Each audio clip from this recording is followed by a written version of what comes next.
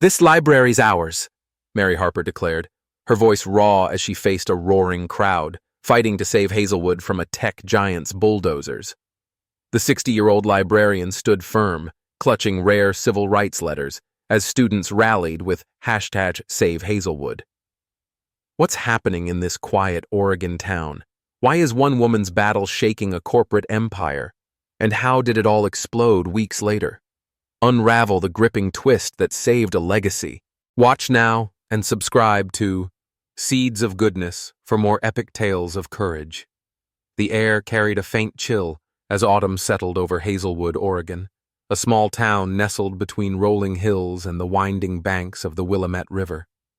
The streets were quiet, lined with brick storefronts and maple trees shedding their crimson leaves, but inside the Hazelwood Public Library, Mary Harper felt the weight of a storm brewing far worse than the gray clouds overhead. At 60, Mary was a fixture in this town, a woman with silver-streaked hair pulled into a neat bun, her hazel eyes sharp behind wire-rimmed glasses, and a presence as steady as the old oak shelves that surrounded her. For over 40 years, she'd tended to this library, a squat, red-brick building built in 1930, its walls echoing with the whispers of countless stories. Mary stood behind the circulation desk that morning, her hands smoothing the worn cover of a first edition To Kill a Mockingbird. The library smelled of aged paper and polished wood, a scent she'd come to love as much as the books themselves. Around her, the shelves stretched to the ceiling, groaning under the weight of thousands of volumes. Some new, most old, their spines cracked and yellowed from decades of eager hands. This wasn't just a place to borrow books, it was Hazelwood's heart. Every Tuesday, she read Charlotte's Web to wide-eyed kids sprawled on the threadbare rug. On Thursdays, she taught adults, loggers, farmers, single moms, how to read, their halting voices filling her with quiet pride. The library was free, open to all, a sanctuary for a town where money was tight and dreams often felt out of reach. She glanced at the clock above the door. 9:15 a.m. The kids would trickle in soon, their sneakers scuffing the hardwood floor, their chatter a welcome hum against the stillness. Mary smiled faintly, picturing little Tommy with his gap-toothed grin, clutching a dog-eared copy of The Hobbit. But the smile faded as her eyes drifted to the letter on the desk, its crisp white envelope a stark contrast to the faded books around it. She'd found it yesterday, tucked into the mail slot, its seal bearing the town council's insignia. Her fingers hesitated before picking it up again, the paper cool and unyielding. She didn't need to reread it. She'd memorized every word, but she unfolded it anyway, her breath catching as the black ink stared back. Notice of intent to sell public property. Hazelwood Public Library. To facilitate economic development. The words blurred as her eyes stung. The council had voted 5-2 to sell the library's land to Technova, a Silicon Valley giant promising a gleaming data center, jobs, and tax revenue. They called it progress, a lifeline for Hazelwood's struggling economy. To Mary, it was betrayal. They'd given her 30 days to vacate, 30 days to dismantle a legacy that had stood for nearly a century. She pressed a hand to her chest, feeling the ache beneath her cardigan. This wasn't just her job. It was her life, her purpose. She sank into the chair behind the desk, the creak of its springs loud in the silence. Her mind spun back to her first day here, 20 years old, fresh from college, stepping into a building that felt like a cathedral of knowledge. She'd inherited it from old Mrs. Grayson, who'd taught her how to mend torn pages with surgical precision, how to coax shy readers out of their shells. Over the decades, she'd watched generations pass through, kids who grew into parents, parents who became grandparents, all tethered by this place. She'd patched the roof with her own savings when the council wouldn't, scrubbed the floors until her knees ached, kept the lights on through lean years. And now, they wanted to tear it down for servers and steel. The bell above the door jingled, snapping her from her thoughts. Tommy shuffled in, his backpack slung over one shoulder, his freckled face bright with expectation. "Morning, Miss Mary," he chirped, holding up a battered Treasure Island. "Finished it last night." Can I get another? Mary forced a smile, her voice steady despite the tremor in her chest. Of course, Tommy. How about the Swiss Family Robinson? She handed him the book, her fingers lingering on its spine. But as he scampered off to a reading nook, the letter loomed larger in her mind. She stepped outside, the October breeze tugging at her scarf. Across the street, the diner buzzed with morning chatter, loggers in flannel swapping stories over coffee. But Mary's eyes fixed on the library's faded sign, Hazelwood Public Library, Dent 1930. It hung crookedly, paint peeling, a testament to years of neglect the council had ignored. She'd begged them for funds, a new roof, better heating, but they'd always said no, their budget stretched thin. Now, they'd found money to sell her out. Technova's offer was generous. They'd argued at the last meeting, their voices slick with practicality. Think of the jobs, Councilman Reed had said, his tie too tight around his bullish neck. This town's dying. Data centers are the future. Mary's jaw tightened. Jobs? Sure, for tech workers from Portland, not Hazelwood's kids who needed books, not screens. She'd stood up at that meeting, her voice shaking but firm. This library's worth more than money, she'd said. It's our history, our soul. They'd nodded politely, but their eyes were cold, their minds made up. She'd left the town hall that night, the echo of their vote ringing in her ears, her boots heavy on the gravel. Back inside, she picked up the letter again, her hands trembling. She thought of the rare manuscripts in the back room, letters from civil rights activists who'd passed through Hazelwood in the 60s, their words scribbled in fading ink. She'd found them years ago, tucked in a dusty box, and spent hours preserving them. They weren't just paper. They were proof of struggle, of resilience. Technova wouldn't care. They'd bulldoze it all for circuits and profit. The door jingled again. Mrs. Carter, a widow in her 70s, shuffled in with her cane. Mary, dear, heard about the council, she said, her voice frail but sharp. They can't do this, can they? Mary swallowed hard, forcing calm. They're trying, Ellen, but I'm not giving up. Mrs. Carter's eyes softened, a flicker of hope in their depths. You're a fighter. Always have been. As Mrs. Carter settled with a romance novel, Mary stood alone at the desk, the weight of 40 years pressing down. She could pack up, walk away, let Technova win. But that wasn't her. She'd fight. For the kids, for the books, for Hazelwood's soul. She didn't know how yet, but as the morning light streamed through the windows, casting golden stripes across the floor, a fire kindled in her chest. This library was hers to protect, and she'd be damned if she let it fall. The Hazelwood Public Library stood quiet that afternoon, its red brick walls bathed in the soft amber glow of an October sun dipping low over Oregon's hills.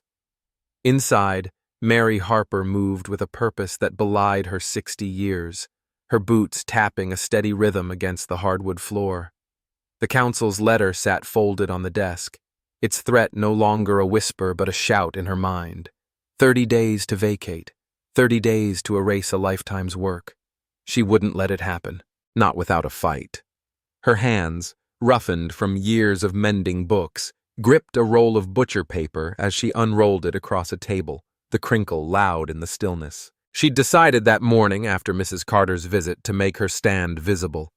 With a black marker, she wrote in bold, unsteady strokes, Hazelwood Library, serving since 1930, facing closure. Below it, smaller but no less firm, thank you for 90 years of stories. Her throat tightened as she traced the words, each one a splinter of the life she'd built here.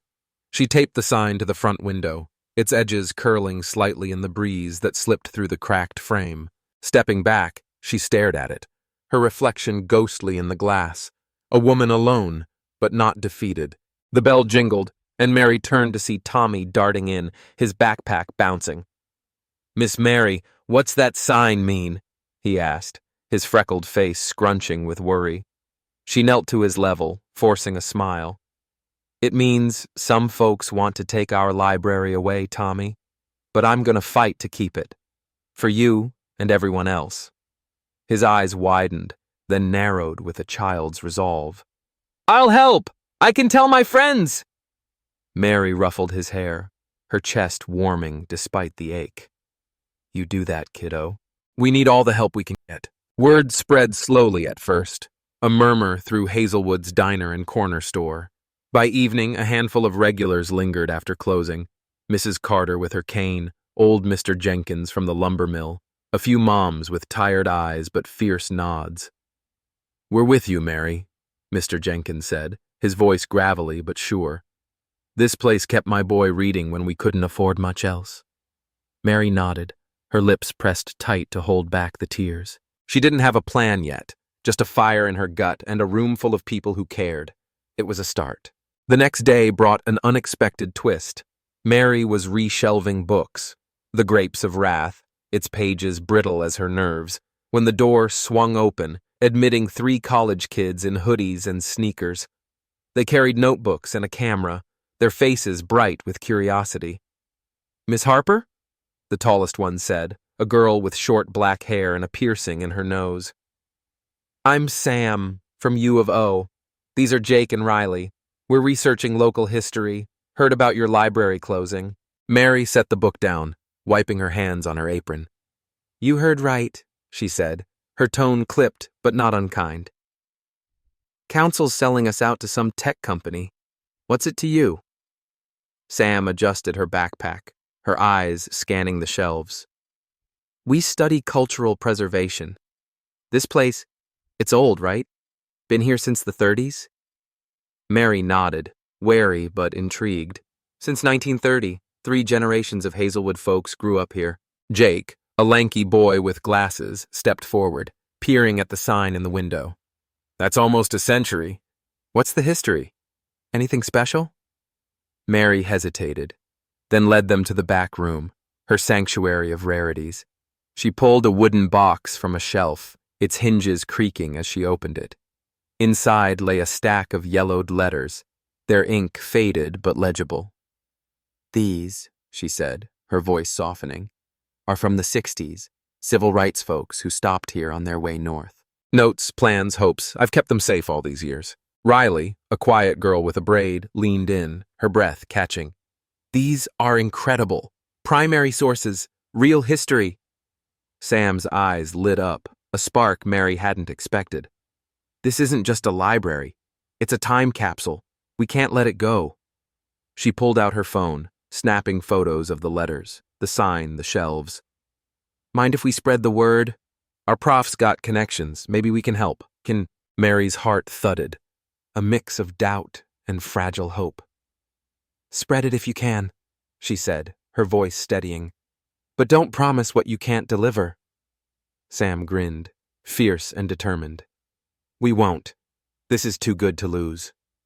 They left with a flurry of thanks, their footsteps fading into the street, leaving Mary staring at the box.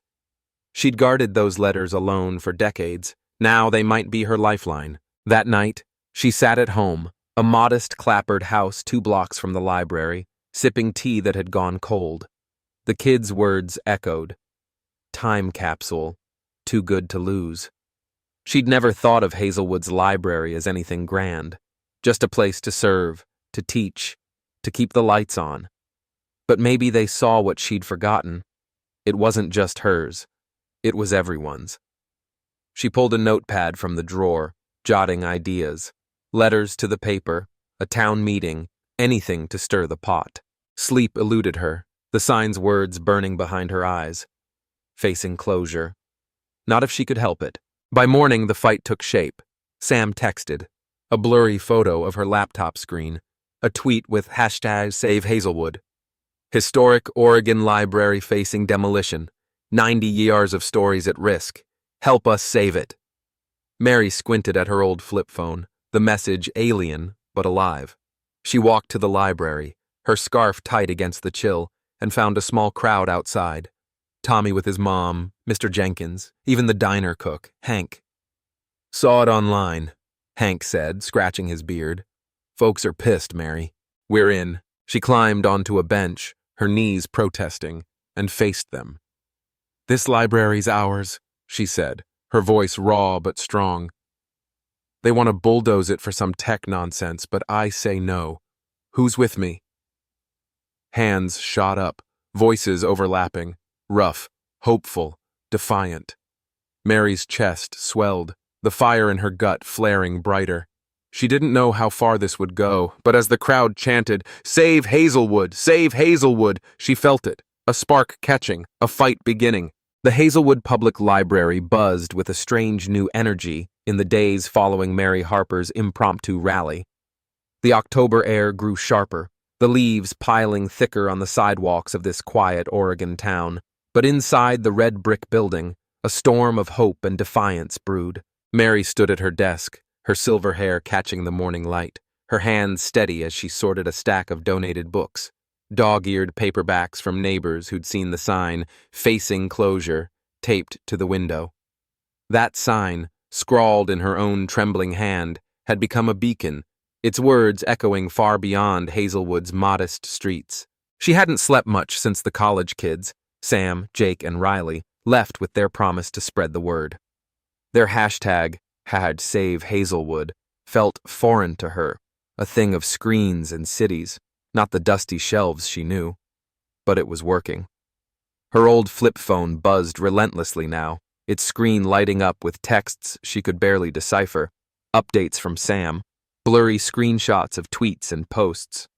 "Over 500 retweets," one read. "Local news picked it up," said another.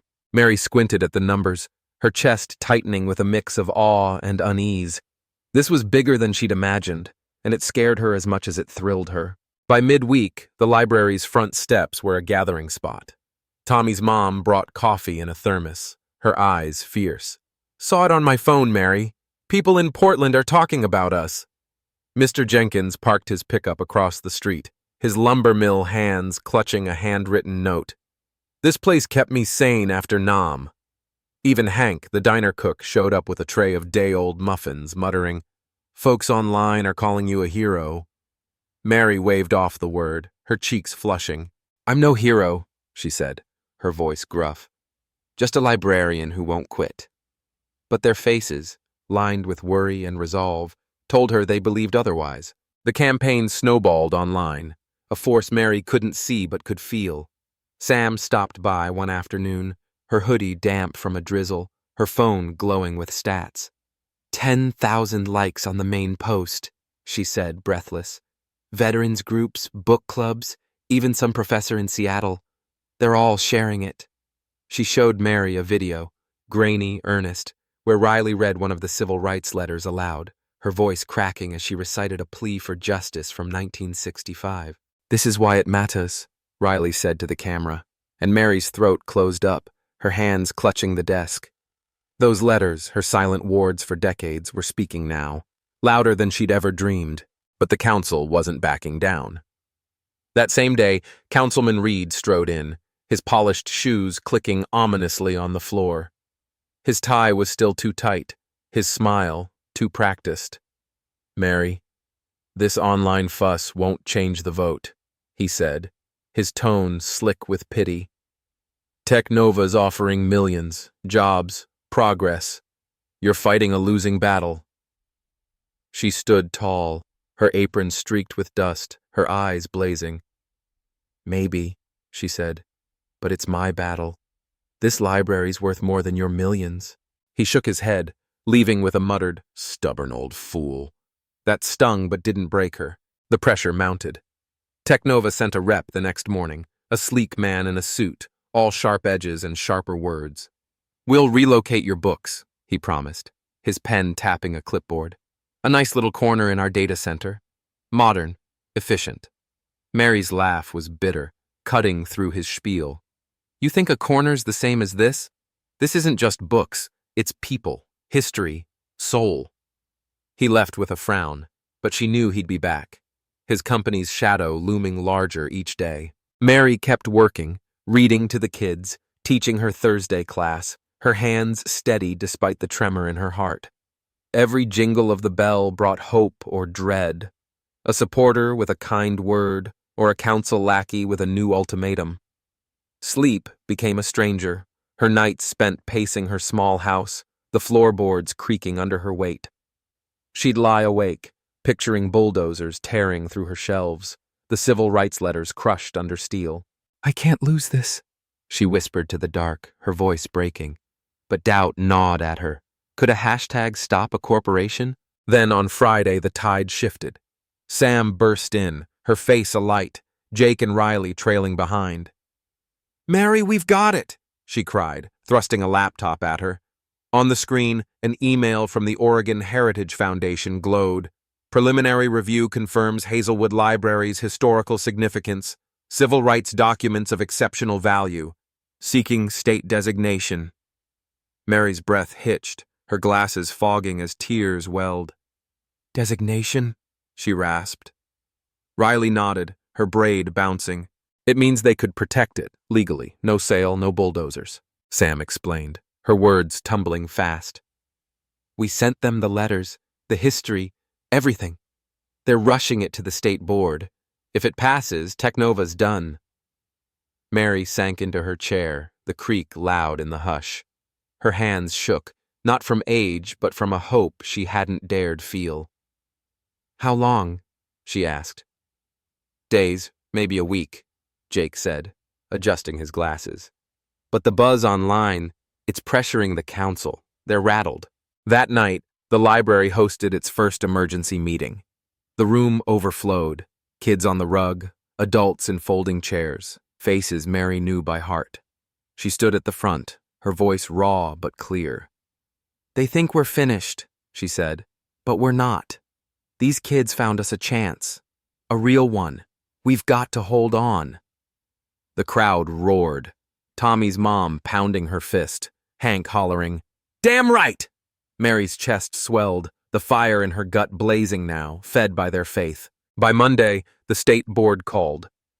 A woman's voice, crisp and official, crackled through Mary's phone. "Miss Harper, we've reviewed the evidence.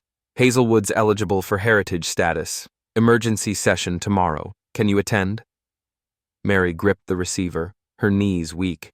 "Yes," she said, her voice trembling but firm. "I'll be there." She hung up, tears streaming down her face, and whispered, "We did it."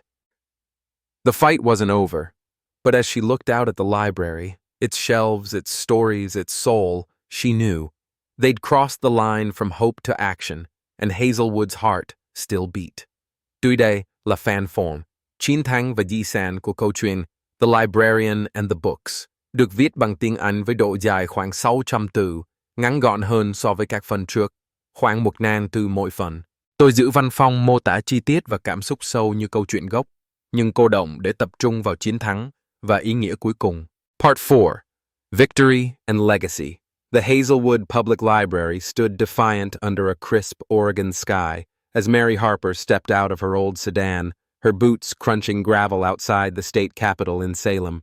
It was Tuesday morning, the air sharp with autumn's bite, and her heart pounded as she smoothed her cardigan, the weight of the past week pressing on her shoulders. Inside, the Oregon Heritage Foundation's emergency session loomed, her last stand to save the library she'd tended for 40 years. She clutched a folder of civil rights letters, their faded ink her silent allies, and walked in, her chin high. The room was stark, wood-paneled walls, a long table, board members in suits peering over glasses. Mary sat, her hands steady despite the tremor in her chest, as Sam, Jake, and Riley flanked her, their youthful faces taut with hope. The chairwoman, a stern woman with gray hair, opened the session. "Miss Harper, your library's history is compelling. These documents, civil rights artifacts, are rare. We've reviewed the evidence." Mary nodded, her throat tight, as Sam presented photos. Riley read a letter aloud, its words echoing with past struggles. The board listened, their pens pausing, their eyes softening. After an hour of deliberation, murmurs, nods, a final vote, the chairwoman spoke. "Hazelwood Public Library is hereby designated a state heritage site, effective immediately." Mary's breath caught, tears stinging as the room blurred. Protected. Safe. Technova's bulldozers couldn't touch it now. The council's sale was void, their plans crumbling under the weight of history. She shook hands with the board, her voice breaking. "Thank you. This means everything." Back in Hazelwood that afternoon, the library buzzed with triumph. Tommy raced in, yelling, "We won, Miss Mary!" His mom hugged her. Mr. Jenkins clapped her shoulder. Hank grinned through muffin crumbs. Word spread, online, in the diner, across town, and by evening, a crowd gathered outside, cheering as Mary taped a new sign to the window. "Hazelwood Library, saved!" Her chest swelled, the fire that had burned through doubt now a warm glow of pride. The victory rippled further. The Heritage Foundation sent a grant. New roof, heat, shelves, turning the library into a beacon. Mary kept her routines, Tuesday readings, Thursday classes, her hands still mending books, her voice still guiding kids like Tommy. But now, visitors came from Portland, Salem, even beyond, drawn by the story of a librarian who wouldn't quit. The civil rights letters went on display, their glass case a shrine to resilience, and Hazelwood bloomed as a cultural stop, its soul intact. One quiet morning, months later, Mary stood at her desk, the library humming around her. She traced a finger over To Kill a Mockingbird, its cover worn but enduring, and smiled. Technova's millions had faded, their data center a ghost of what might have been. She'd fought for more than books, for knowledge, for community, for something money couldn't buy. As Tommy's laughter rang out, her hazel eyes shone. This was her legacy, Hazelwood's heart, preserved not by chance but by loyalty, a truth stronger than steel.